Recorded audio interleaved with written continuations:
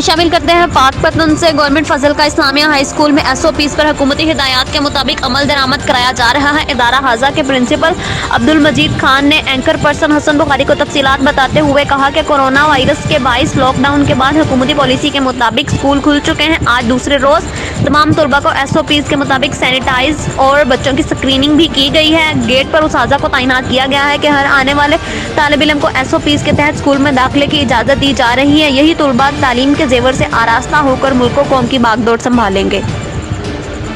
ہم نے جو ہمارے اسکول ایجوکیشن ڈپارٹمنٹ کی جو ڈائریکشن ہے اس کے مطابق مکمل ایس او پی پہ عمل کرتے ہوئے 15 سے ادارے کھل چکے ہیں۔ آج دوسرا دن ہے، تمام بچے ایس او پی کے مطابق وہاں گیٹ پہ وہ جو انفرا ریڈ ہے ٹمپریچر، اس سے ان کا ٹمپریچر چیک کیا جا رہا ہے۔ ایک ڈیوٹیز پہ ہمارے کچھ اساتذہ تعینات ہیں، اس وقت گیٹ پہ موجود ہیں، وہ سینیٹائزر سے ان کے ہینڈ واش کرا رہے ہیں اور پورا ایس او پی کا خیال رکھتے ہوئے بچے کلاس میں جا رہے ہیں۔ ان بھی اسی طرح ہوتے ہیں ایس او پی کے مطابق، اور چھٹی کے وقت ان کو آؤٹ بھی ایس او پی کے مطابق کیا جاتا ہے۔